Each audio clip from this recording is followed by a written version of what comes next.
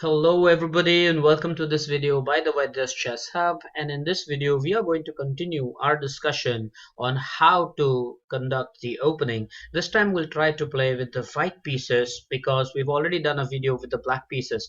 If you haven't watched that particular video, I sincerely recommend that you go ahead and watch that video too. So let's see if we can create a game, and we can create with white pieces. We certainly can.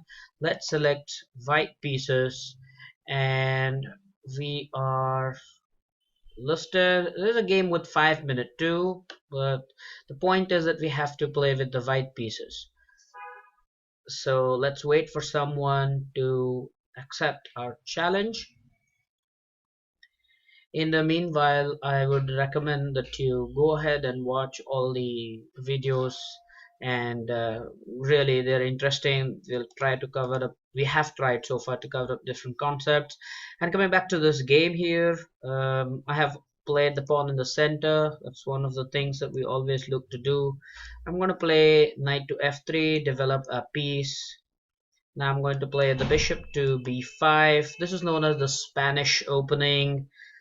I don't want to get rid of my bishop very soon. I choose to keep it, so I'm gonna push it back to a4.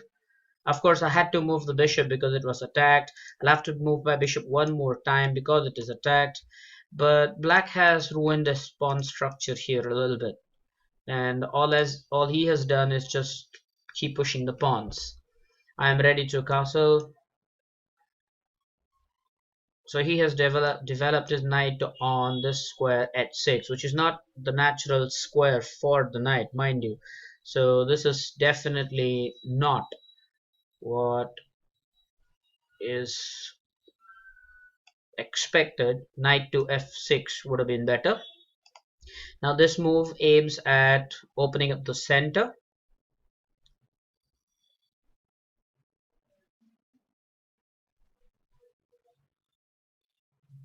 I think he is giving up his pawn here on e5. The question is, if do I take with the pawn or with the knight? I'm thinking probably the knight is the better choice. Okay, so capture towards the center is always the logic. So the rook gets the open a file, semi-open I should say. Black has a pawn here, and we are leading by a pawn. So again, if you see, I've tried to keep things very simple, develop my king side pieces. I'm ready to castle, as I've mentioned. We are leading by a pawn. Now he is attacking the knight, but it's already protected. So I think the best move in this situation is to castle.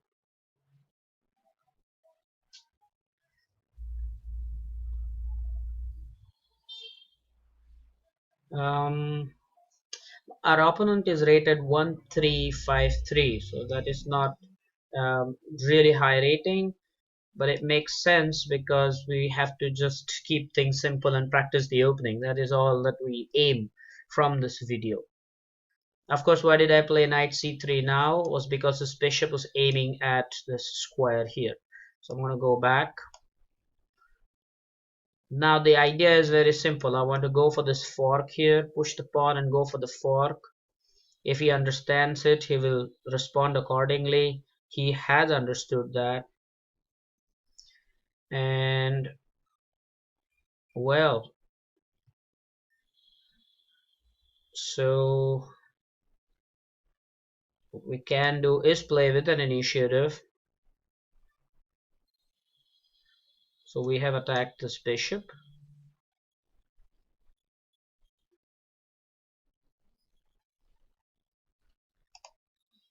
Black has not castled yet. His king is in the center. And the bishop is now pushed back.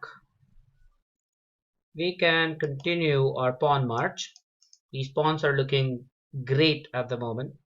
This pawn is supported by the knight and by the queen. This pawn is protected by the knight. Things are looking good. All right.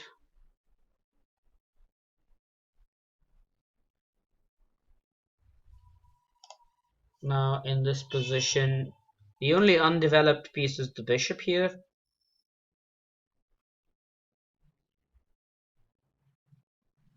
So I think the bishop deserves a square here on f4. It will aim at the c7 square. So the pieces are developed. Now the opening part is over. We've kept things simple and we have emerged a pawn up. Now what has happened here is he has conceded this particular square to me, and the bishop will have only one square to go. And I'm going to do that. Now mind you, his bishop is a bad bishop here. Because his own pawns have blocked him completely. So this is good.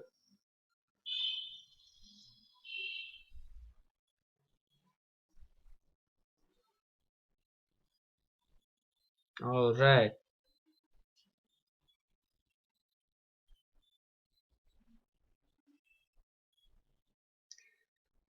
Now what we can do here, probably take control of this g5 square,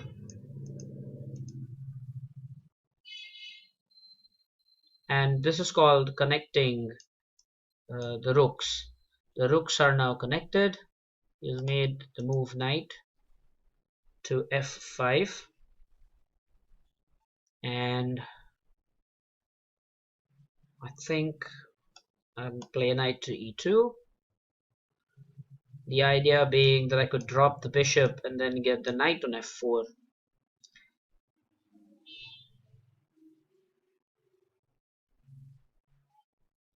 Yeah, I think I'm going to take here, and he's going to take with the bishop. I'm going to block it with the bishop, and if he takes now, I'm going to take with the f pawn, give my rook the open, semi-open f. No, he has not done that.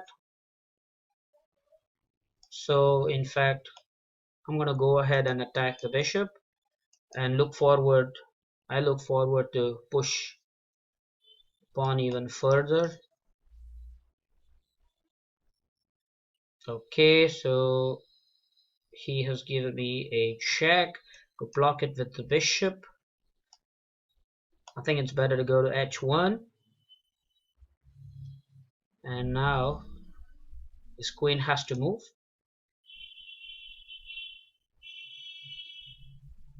Okay, this queen is attacking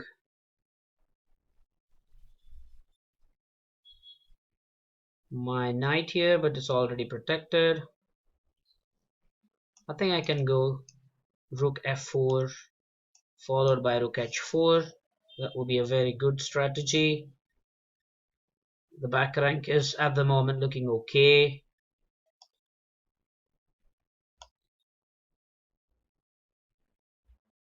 I did this because I would have, if I would have played rook h4 now, the pawn on f5 was hanging. So now I can play rook h4 because now the rook on f1 will be protecting the pawn on f5. Plus when this rook moves, my knight gets a better square. Notice how our pieces are all in action as against this rook which is not participating at the moment in the game. Well, this is really interesting. What has just happened is if I push this pawn, I get two passed pawns. If he takes now, I'm going to take back with the f pawn. So these pawns are looking really dangerous. By the way, the meaning of a passed pawn is when your opponent doesn't have his pawn on the same file. So for example, over here, these pawns don't have any black pawns on the same file, so they are called the passed pawns. So I have got a passed pawn on e6 and I've got a passed pawn on d6 square. All right.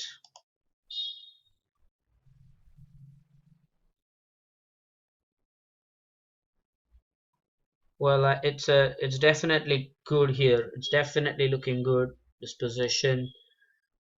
And I must say that I want to really launch the attack.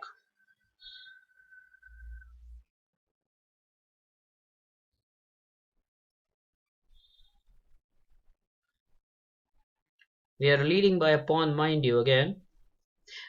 One thing important is to utilize your time. I like it. You have to utilize your time. It is the single most important factor. Utilization of your time. It is so important. I think I'm going to attack the rook. There's only one square for the rook. And after this, I'm going to play the knight. The pass pawns really are dangerous here. They control important squares, and the rook is now a little bit trapped. Okay, now this should be good. Now the plan is the queen h7 check, followed by h8 mate, if I'm allowed to do that. Okay, so he has attacked my knight and my rook here, and in this case, okay, I'm running short on time here, so I'm going to play the move rook to g4 just to pin this pawn. Seems a very good idea here. And okay, I'm attacking the rook, also the pawn here, and the rook also now has unleashed an attack, so this is good. I'm winning this. This is a fork. I'm a little down on time, so pardon me if I'm not explaining. This becomes a discovered check.